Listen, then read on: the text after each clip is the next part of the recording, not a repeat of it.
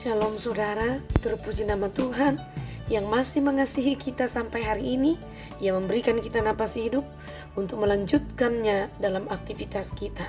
Namun, sebelumnya, mari kita bersyukur di hari ini, Selasa 18 Mei 2021. Kita berdoa. Ini kami Tuhan yang Kau perkenankan berjumpa satu dengan yang lain di dalam kasih dan kuasa-Mu. Engkau anugerahkan kami kehidupan hari ini, dan sebelumnya kami sejenak menikmati di dalam Tuhan melalui doa kami sebagai kerinduan kami untuk merenungkan maksud Allah lewat firman-Mu. Berkenanlah Tuhan sehingga firman-Mu ini boleh menjadi pelita bagi kaki kami, terang bagi kehidupan kami, dan kekuatan kami. Tidak sia-sia. Tuhan, bersabdalah karena kami telah sedia. Di dalam nama Yesus Kristus Allah, kami berdoa. Amin.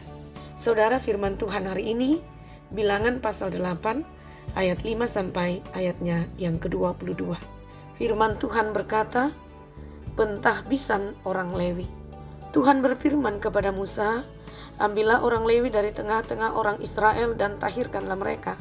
Beginilah harus kau lakukan kepada mereka untuk mentahirkan mereka. Percikkanlah kepada mereka air penghapus dosa. Kemudian haruslah mereka mencukur seluruh tubuhnya dan mencuci pakaiannya, dan dengan demikian mentahirkan dirinya. Sesudah itu haruslah mereka mengambil seekor lembu jantan muda dengan korban sajiannya dari tepung yang terbaik, diolah dengan minyak. Juga seekor lembu jantan muda yang lain haruslah kau ambil untuk korban penghapus dosa. Selanjutnya, haruslah kau suruh orang Lewi mendekat ke depan kemah pertemuan, dan kau panggil berkumpul segenap umat Israel. Apabila engkau telah menyuruh orang Lewi mendekat ke hadapan Tuhan, maka haruslah orang Israel meletakkan tangannya atas orang Lewi itu. Dan Harun harus menunjukkan orang Lewi itu sebagai persembahan unjukan dari antara orang Israel di hadapan Tuhan. Dan demikianlah mereka diuntukkan melakukan pekerjaan jabatan bagi Tuhan. Setelah orang Lewi meletakkan tangannya atas kepala lembu-lembu jantan muda itu, maka haruslah yang seekor diolah sebagai korban penghapus dosa dan yang lain sebagai korban bakaran bagi Tuhan, untuk mengadakan pendamaian bagi orang Lewi. Maka haruslah engkau menghadapkan orang Lewi kepada Harun dengan anak-anaknya dan mengunjukkan mereka sebagai persembahan unjukan bagi Tuhan. Demikianlah harus engkau mentahirkan mereka dari tengah-tengah orang Israel, supaya orang Lewi itu menjadi kepunyaanku. Barulah sesudah itu orang Lewi boleh masuk untuk melakukan pekerjaan jabatannya pada kemah pertemuan. Sesudah engkau mentahirkan mereka dan mengunjukkan mereka sebagai persembahan unjukan. Sebab mereka harus diserahkan dengan sepenuhnya kepadaku dari tengah-tengah orang Israel. Ganti semua yang terdahulu lahir dari kandungan, yakni semua anak sulung yang ada pada orang Israel telah kuambil mereka bagiku. Sebab semua anak sulung yang ada pada orang Israel, baik dari manusia maupun dari hewan, adalah kepunyaanku. Pada waktu aku membunuh semua anak sulung di tanah Mesir, aku telah menguduskan semuanya bagiku. Maka aku mengambil orang Lewi ganti semua anak sulung yang ada pada orang Israel. Dan aku menyerahkan orang Lewi dari tengah-tengah orang Israel sebagai pemberian kepada Harun dan anak-anaknya untuk melakukan segala pekerjaan jabatan bagi orang Israel di kemah pertemuan, dan untuk mengadakan pendamaian bagi orang Israel, supaya orang Israel jangan kena tulah apabila mereka mendekat ke tempat kudus. Lalu Musa, Harun dan segenap umat Israel melakukan yang demikian kepada orang Lewi, tepat seperti yang diperintahkan Tuhan kepada Musa mengenai orang Lewi. Demikianlah dilakukan orang Israel kepada mereka. Orang Lewi itu menghapus dosa dari dirinya dan mencuci pakaian mereka. Kemudian Harun menunjukkan mereka sebagai persembahan unjukan di hadapan Tuhan dan mengadakan pendamaian bagi mereka sambil mentahirkan mereka. Sesudah itu, masuklah orang Lewi untuk melakukan pekerjaan jabatan mereka di kemah pertemuan di bawah pengawasan Harun dan anak-anaknya, seperti yang diperintahkan Tuhan kepada Musa mengenai orang Lewi.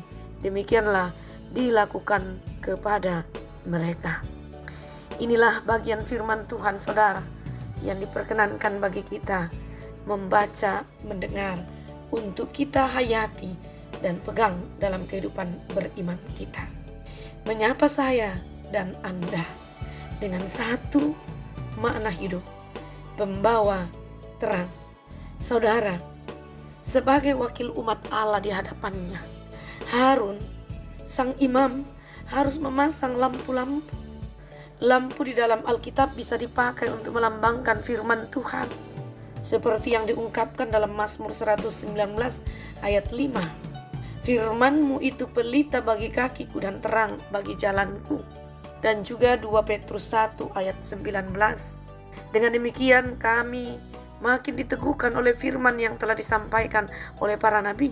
Alangkah baiknya kalau kamu memperhatikannya sama seperti memperhatikan pelita yang bercahaya di tempat yang gelap sampai fajar menyingsing dan bintang timur terbit bersinar di dalam hatimu. Demikianlah juga peran kekristenan di dalam perjanjian baru yang disebut sebagai imamat rajani.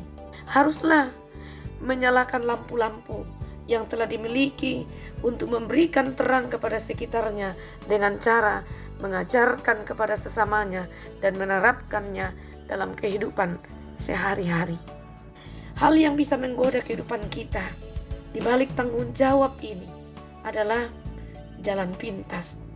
Mau gampang, mau singkat, mau tidak capek.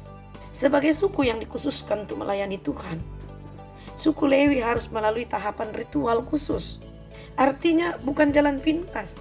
Dan tahapan itu mereka dipisahkan dari suku lainnya dan ditabiskan. Pelaksanaannya pun meliputi beberapa tahap. Mulai dari dikuduskan ayat 7, penumpangan tangan ayat 10, diadakan korban bakaran ayat 12, dan menjadi milik Allah ayat 14. Demikianlah harus engkau mentahirkan mereka dari tengah-tengah orang Israel, supaya orang Lewi itu menjadi kepunyaanku. Jelas sekali ayat 14.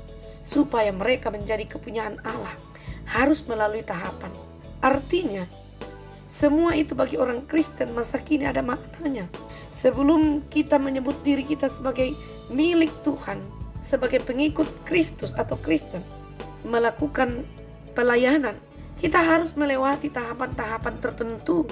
Antara lain, dimulai dengan pertobatan, hidup baru, kemudian menerima tanda bahwa benar kita telah bertobat dan hidup baru, yaitu dibaptis dan menjadi anggota gereja atau jemaat Tuhan.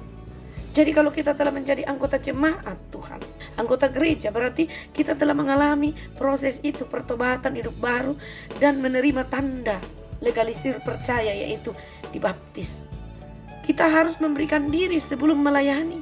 Jangan mau melayani sementara tidak ada tahapan seperti itu. Maka tidak heran di tengah jalan akan terputus. Kita harus memberikan diri sebelum melayani dan terus menjaga kekudusan hidup bagi Tuhan. Bagi orang Kristen yang sesungguhnya tidak ada jalan pintas. Tuhan tidak mengendaki jalan pintas. Bukankah Dia ketika mengerjakan penyelamatan untuk seluruh dunia, untuk saya dan saudara, bukan jalan pintas, jalan via dolorosa, yang sejak Ia lahir di tengah-tengah dunia ini melalui gambaran via dolorosa, yaitu ditolak, dihina, hingga Ia melakukan proses penebusan itu dengan penderitaannya. Luar biasa saudara, jadi bukan jalan pintas, bukan hal yang murah seperti balik telapak tangan, tapi sungguh-sungguh membutuhkan proses yang cukup. Akan membentuk kita menjadi pribadi yang tangguh, menjadi milik Allah yang sungguh-sungguh membanggakan Tuhan, dan tidak mudah jatuh kalau kita sadari bahwa kita tidak mampu, karena kita adalah manusia terbatas yang terbuka kemungkinan untuk tergoda. Mari kita serahkan diri kepada Tuhan, kita terbuka, kita jujur, ini aku Tuhan yang tidak seberapa, tapi jadikanlah aku menjadi luar biasa dan bernilai tinggi karena kekuatan Tuhan. Dialah yang akan memberikan kita terang itu. Kita mengaku pelita kita tidak ada apa-apanya, tetapi ada hati yang rindu untuk menjadi pembawa terang. Lalu Dia yang akan memberikan kita terang, karena Dialah terang itu sendiri. Dan Ia sendiri yang akan memampukan kita untuk memperagakan terang itu, sehingga di sekitar yang gelap menjadi terang. Lalu suatu saat semua itu akan jelas. Lalu mereka datang menikmati terang yang ada pada diri kita. Dalam segala situasi, dimanapun kita berada, Tuhan percaya tempatkan kita.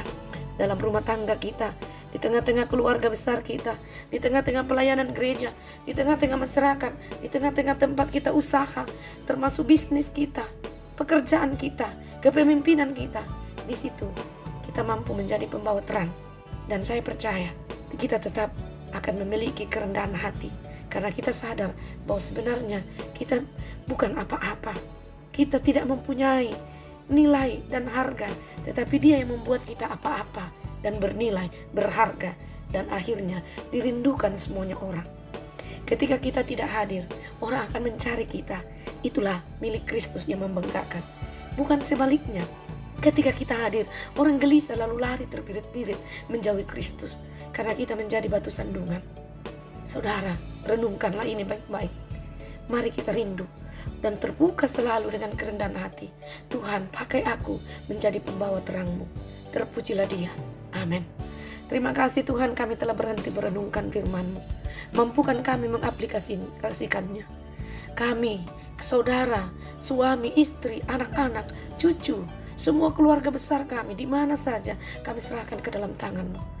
Engkau berkati, Engkau tuntun, Engkau oyomi, Engkau pagari hidup mereka, agar mereka tidak jatuh dalam berbagai godaan. Mereka tetap sadar akan dirinya, bahwa menjadi sesuatu yang berharga karena Tuhan, sehingga jauh dari kesombongan, jauh dari kekerasan hati, jauh dari kealpaan, tetapi senantiasa rendah hati dan selalu mau terbuka di hadapan Tuhan, mencari Engkau untuk diisi dan dibekali. Oh Tuhan, kami bersyukur untuk kehidupan anugerah-Mu. Mampukan kami mengarungi kehidupan hari ini dengan kekuatan Tuhan, termasuk rencana kami, usaha dan pekerjaan kami. Kami berdoa ya Tuhan, bagi sesama kami yang mengerang karena sakit penyakit. Sembuhkanlah Tuhan. Dengarkan doa mereka, usaha mereka yang berkenan kepadamu, agar mereka mendapatkan kekuatan baru, pemulihan dari sakit penyakit itu. Kami berdoa bagi mereka yang berbeban karena duka cita. Hiburkan Tuhan, tenangkan hatinya, jauhkan dari kegelisahan, putus asa. Dan mereka tetap percaya Tuhan memperkenankan ini terjadi. Tuhan yang memberikan kekuatan dan solusi terbaik bagi mereka dalam persoalan dan duka cita itu. Kami berdoa untuk mereka yang berulang tahun hari ini, berbahagia karena diri mereka, pernikahan mereka, momen-momen penuh cerita sukacita. Lengkapilah Tuhan, mereka menikmati itu dengan tetap tidak melupakan Tuhan dalam hidupnya. Kami berdoa untuk pemerintah dan bangsa kami. Berkatilah kepemimpinan yang diberikan kepada negaramu, kepada bangsamu, kepada umatmu, kepada masyarakat. Dan kami saling menyambut bergandengan tangan satu dengan yang lain, untuk menjunjung tinggi berbagai kewajiban. Dengan sendirinya kami nikmati hak-hak itu, termasuk dalam persekutuan dengan Tuhan. Kami berdoa ya Bapa di sorga, untuk seluruh keluarga hamba-Mu. Engkau kasih kami Tuhan, sehingga kami tenang dalam melakukan pelayanan, karena kami percaya Tuhan yang menjamin kami, juga keluarga kami, dalam segala kondisi dan di mana saja. Ya Tuhan, kami berdoa untuk kehidupan kami hari ini. Ke dalam tangan-Mu kami pertaruhkan. Engkau tetap menjamin kami, dan ampuni dosa kami Tuhan. Kami teringat para orang tua kami dalam keterbatasan mereka karena usia. Engkau peluk mereka, Engkau beri rasa sukacita dalam menjalani keterbatasan mereka, baik yang tidak mampu apa-apa maupun yang masih prima. Ada sukacita di dalam Tuhan, dan mereka jalani masa tuanya dengan tidak putus asa dan tetap berpengharapan kepada-Mu. Terima kasih Tuhan. Di dalam nama Tuhan Yesus, kami mohon ampun dan bersyukur kepada-Mu. Amin.